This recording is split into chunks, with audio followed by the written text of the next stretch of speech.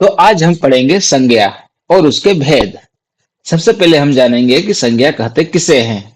What is definition of noun. किसी व्यक्ति, वस्तु, स्थान, समूह या भाव के नाम को ही हम संज्ञा कहते हैं। एग्जाम्पल के रूप में देखा जाए, सेना, राम, लक्ष्मण, सीता। सोना, दूध, बिल्ली, ये सब क्या है? संज्ञा, क्योंकि इन सब का कुछ न कुछ एक नाम है, इसलिए इन सभी चीजों को हम संज्ञा कहते हैं। संज्ञा के कुल 5 भेद होते हैं: व्यक्तिवाचक संज्ञा, जातिवाचक संज्ञा, भाववाचक संज्ञा, समूहवाचक संज्ञा और द्रव्यवाचक संज्ञा। आइए अब इन 5 भेदों को हम एक एक करके समझते हैं। सर्वप्रथम आता है व्यक्तिवाचक संज्ञा। अब व्यक्तिवाचक संज्ञा कहते किसे हैं? कि जिस शब्द से किसी खास व्यक्ति या स्थान या उस वस्तु के नाम का पता चलता हो, बस उससे ही हम व्यक्तिवाचक संज्ञा कहते हैं। फॉर एग्जाम्पल, मैं कल दिल्ली से गुजरात जा रही हूं।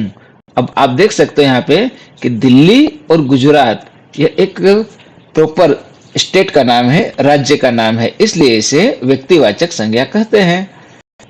मेरी दादी रोज रामायण पढ़ती है। अब ये रामायण क्या है? एक पुस्तक का नाम है, एक धार्मिक ग्रंथ है, अतः इसे हम व्यक्तिवाचक संज्ञा के रूप में जानते हैं।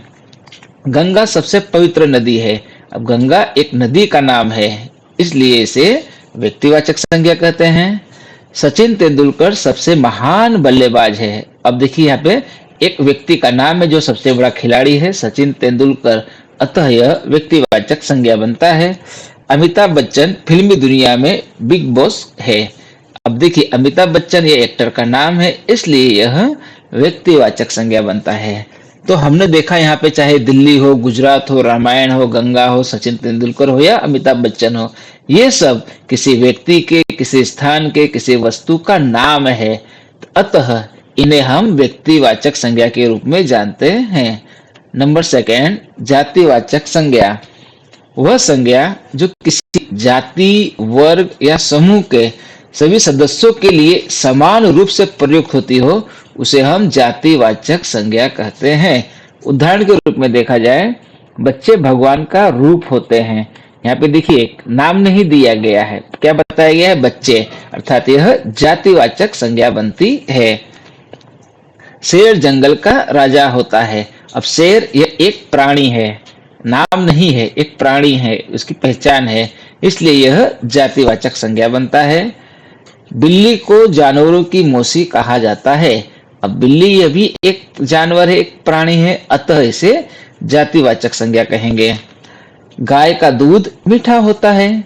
अब गाय क्या है? गाय यह एक प्राणी है, एक जाति बताई गई है, इसलिए यह जातिवाचक संज्ञा बनती है। और अंत में हम देखते हैं अध्यापक छात्रों को पढ़ाते हैं। अध्यापक क्या है? किसी व्यक्ति का नाम नहीं है, बल्कि यह जातिवाचक संज्ञा है, अतः यह जातिवाचक संज्ञा कहलाती है। नंबर 3, भाववाचक संज्ञा।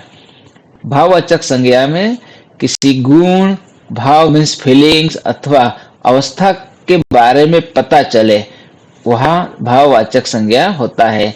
जैसे कि सुंदरता, क्रोध, प्रेम, दुख, इसे हम सिर्फ फीलिंग्स कर सकते हैं, अनुभव कर सकते हैं, उसे कहते हैं भाववाचक संज्ञा। उदाहरण के रूप में देखा जाए, हनुमान जैसी भक्ति किसी में नहीं है। अब यहाँ देखिए कि जो भक्ति शब्द है यह भाववाचक संज्ञा है, क्योंकि इसे हम सिर्फ फीलिंग कर सकते हैं, देख नहीं सकते। आज सुबह ज्यादा गर्मी है। गर्मी यह भी भाववाचक संज्ञा है, क्योंकि इसे अनुभव किया जा सकता है। आज मैं बहुत ज्यादा खुश हूँ, खुशी का भाव है, अर्थात भाववाचक संज्ञा बनता है।